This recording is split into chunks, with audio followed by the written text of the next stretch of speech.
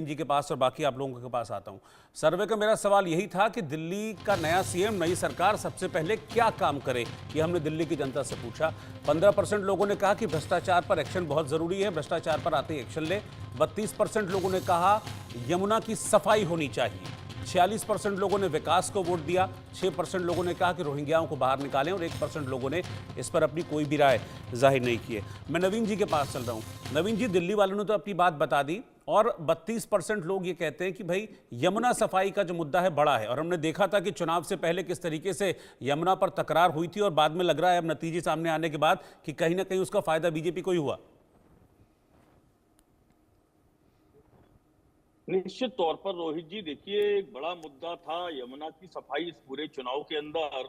और जिस तरीके से केजरीवाल जी की तरफ से बयान दिए गए या भारतीय जनता पार्टी की तरफ से काउंटर किया गया, तो मैं समझता हूं कि वो एक बड़ा मुद्दा रहा। दिल्ली की जनता को साफ पानी मिले, तो मैं समझता हूँ यमुना की सफाई का प्रोजेक्ट जो है वो इतना आसान नहीं है किसी भी राजनीतिक दल के लिए। निश्चित तौर पर उस पर एक बड़ा फोकस इनको करना पड़ेगा। दूसरी चीज, एक वादा और किया था कि भाई 1 मार्च को हम 500 रुपए में सिलेंडर उपलब्ध कराएंगे दिल्ली वालों को, और 2,500 रुपए 8 मार्च से शुरू हो जाएंगे मिलने। ये दो चीजें कही गई थी प्रधानमंत्री मोदी जी के द्वारा, और उसमें यह भी कहा गया था कि मोदी जी की गारंटी का मतलब गारंटी पूरी होने की गारंटी है।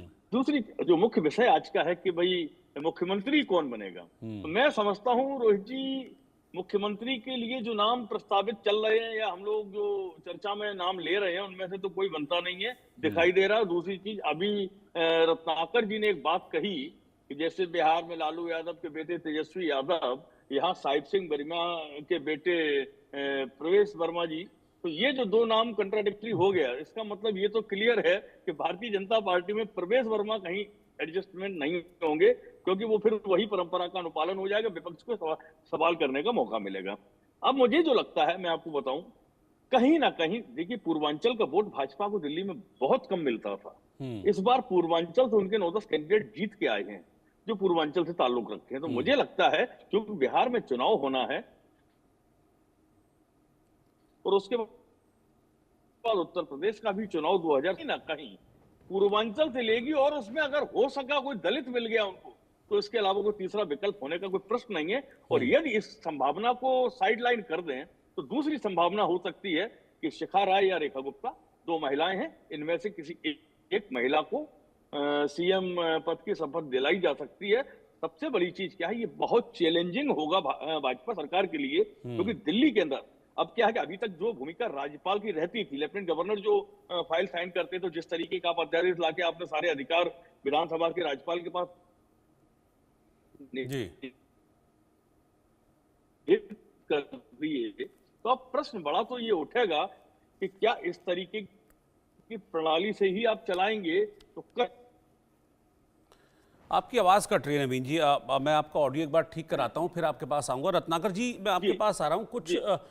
कुछ तो चर्चा हो रही होगी ना पार्टी प्लेटफॉर्म पर कि कौन, क्या महिला को जिम्मेदारी इस बार दी जाएगी, क्योंकि हमने देखा बहुत सारे चुनावों में, सिर्फ दिल्ली चुनाव में नहीं, उत्तराखंड में भी हमने देखा, यूपी में भी हमने देखा, मध्य प्रदेश में भी देखा, छत्तीसगढ़ में भी देखा, हरियाणा में भी महिला वोटर्स बढ़ चढ़कर बीजेपी को वोट कर रही हैं, और जो महिला वोटर्स हैं उनकी संख्या बढ़ी भी है बीजेपी को वोट करने वालों में। तो क्या महिला कोई चेहरा हो सकता है? मतलब कुछ तो चर्चा होती होगी ना।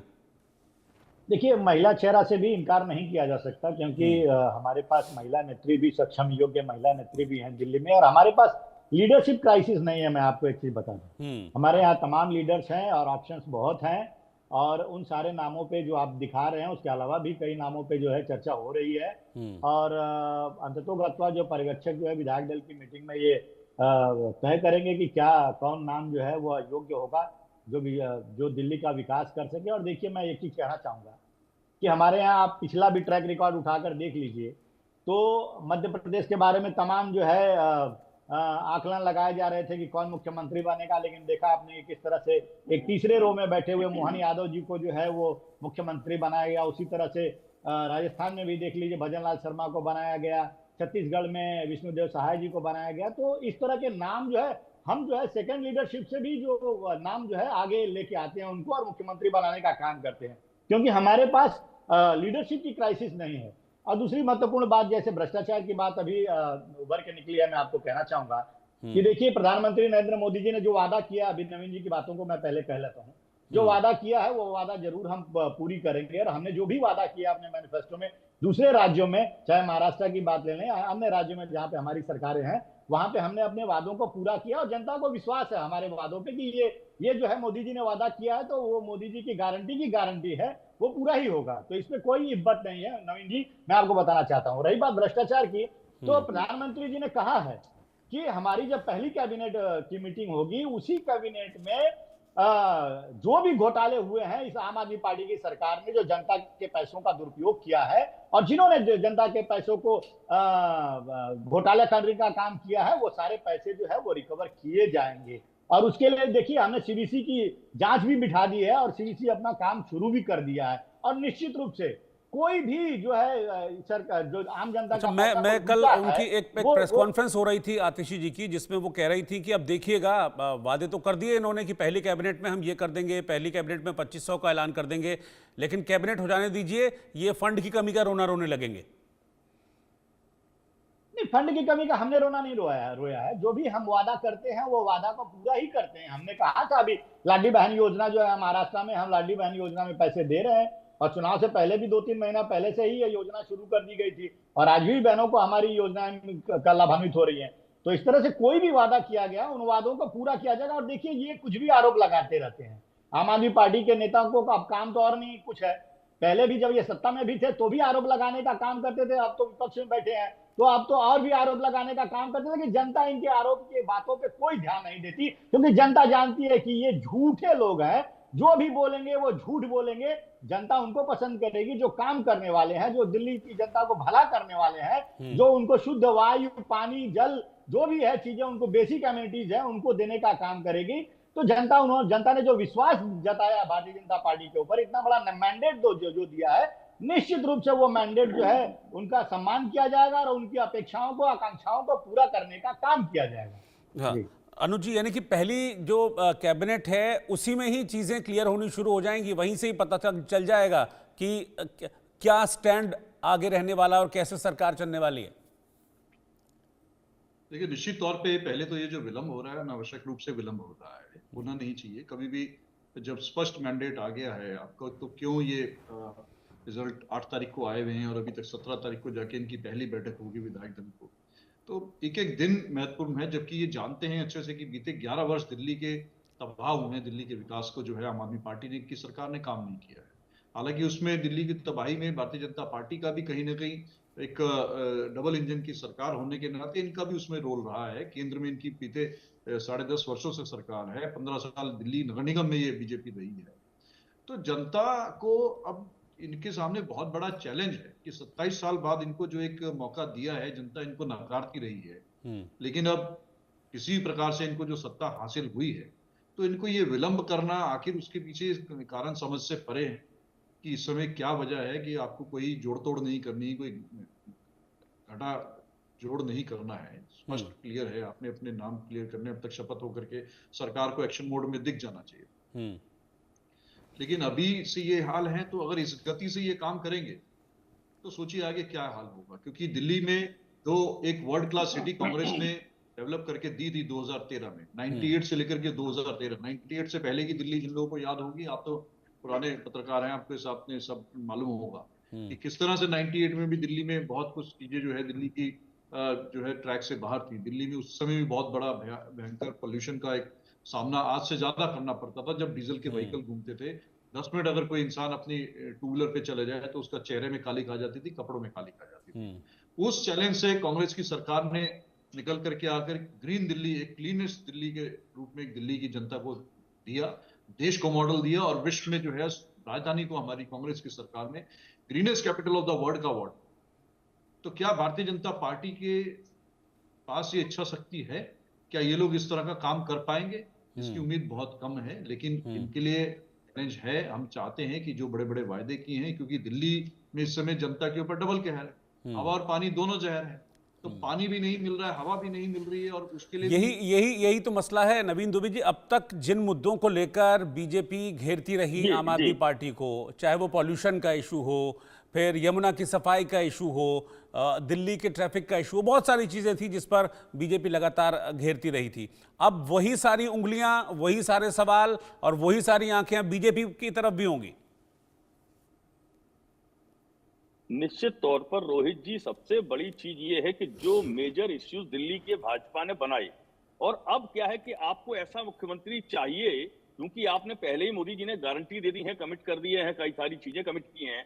तो अब मुझे नहीं लगता है कि नया मुख्यमंत्री जो भी बनेगा वो अपने थॉट प्रोसेस से चलेगा, उसको कोई जरूरत ही नहीं है। अब क्या चाहिए भाजपा को, जो मुख्यमंत्री बनाया जाएगा वो ऐसा मुख्यमंत्री चाहिए जो बिल्कुल यसमैन की तरह काम करे, जितना उसको डायरेक्शन दिया जाए उतना ही वो चले। और कमोबेश हमने ये मध्य प्रदेश में भी देखा है, राजस्थान में भी देखा, छत्तीसगढ़ में भी देखा है, तमाम राज्यों में ये प्रक्रिया भाजपा की रही है कि डिसेंट्रलाइज कमांड से ही वो राज्यों को ऑपरेट करते हैं। मुख्यमंत्री को उतना ओपन फ्लाई जोन नहीं देते हैं कि जिससे वो अपने आप से कुछ डिसीजन मेकिंग कर सके या उस तरीके से कुछ नया लॉन्च कर सके। वो चीज होने वाली दिल्ली में मुझे तो अभी हाल फिलहाल नहीं दिखाई देती। मुझे लगता है कि जो इन्होंने मैनिफेस्टो दिया उसमें बड़े मेजर इश्यूज हैं। देखिए, पानी का इश्यूज हो गया, पॉल्यूशन का इश्यूज हो गया, अनएम्प्लॉयमेंट पे भी चर्चा की गई है उसमें। उसके बाद फिर करप्शन पे आती है बात। अब करप्शन में सबसे बड़ा प्रश्न ये है रत्नाकर जी, भारतीय जनता पार्टी में, कि आपने कहा शीश महल बनवा लिया, ये घोटाला, शराब घोटाला, दुनिया भर के घोटाले।